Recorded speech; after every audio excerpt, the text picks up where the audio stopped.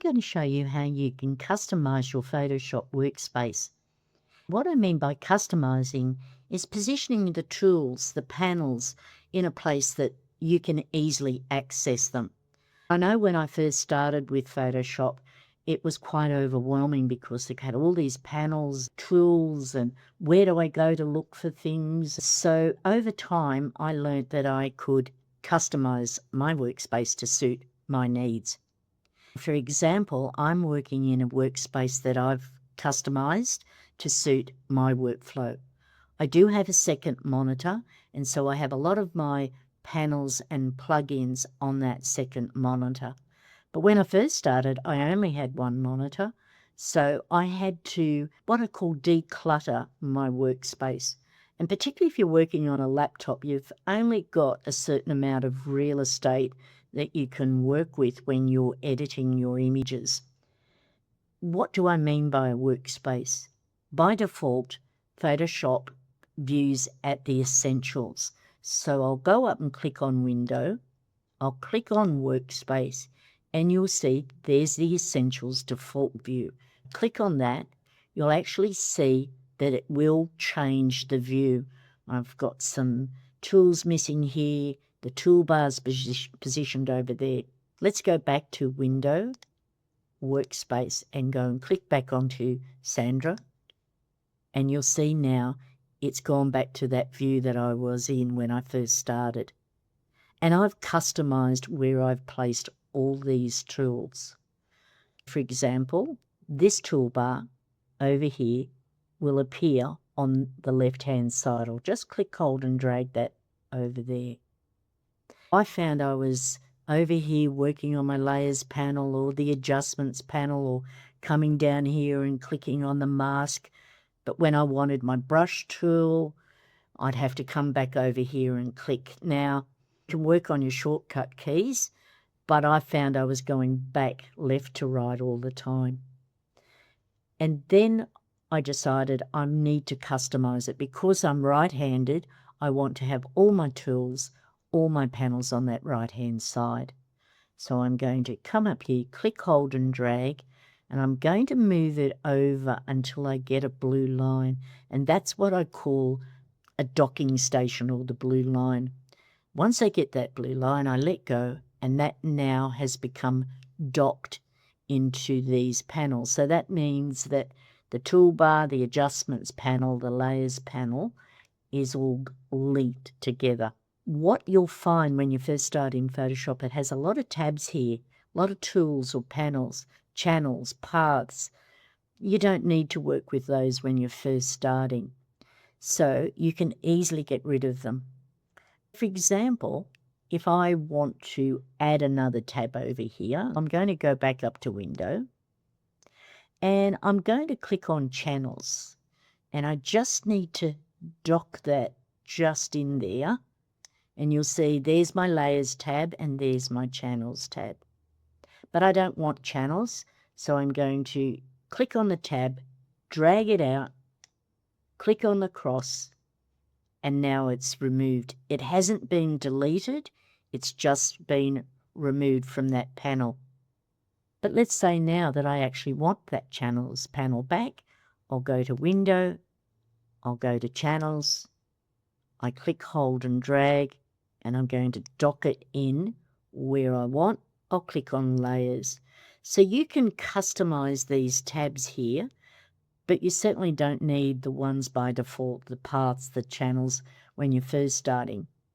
And I don't use channels a lot, so I don't have it there. I'll just click on the cross and get rid of that.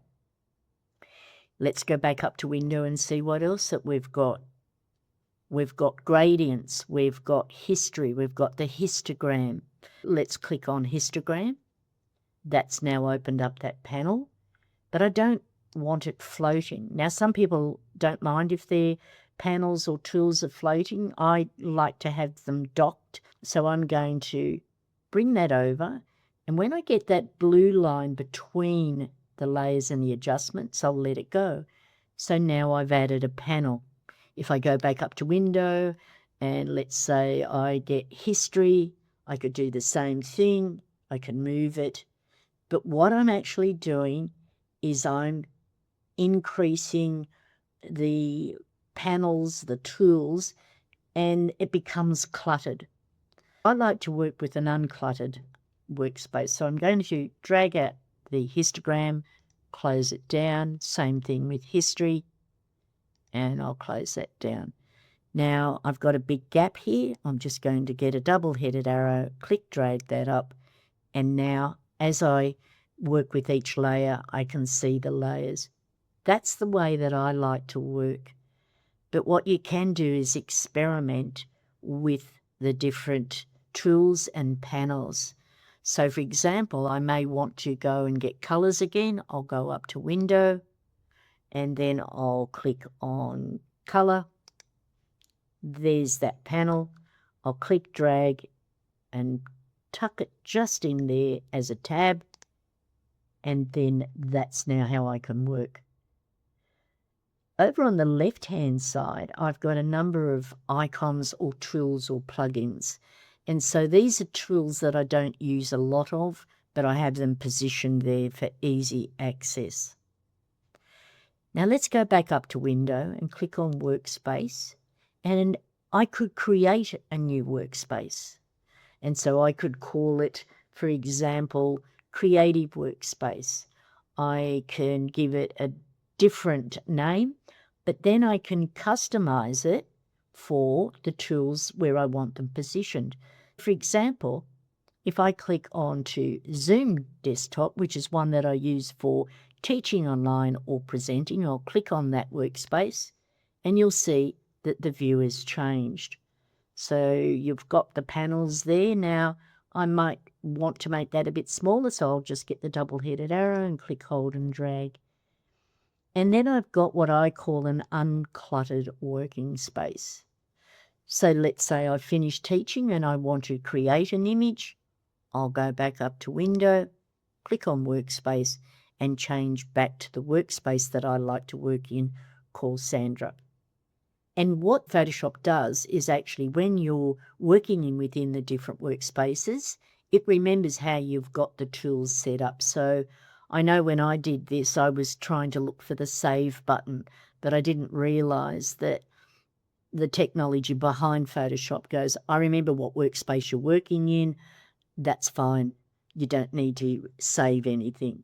So for example, if I go to Window, Workspace, and let's go to Recording Window, you'll see it changes. Let's go back to Window, Workspace, and then I'll go back to Sandra. So the idea is to find what works for you in setting up your workspace. Do you like to have them on the right-hand side if you're right-handed? If you're left-handed, you could position it on the left hand. You could have different panels like the adjustment, the layers. You can actually have your toolbar all positioned here. There's lots that you can do with your workspace.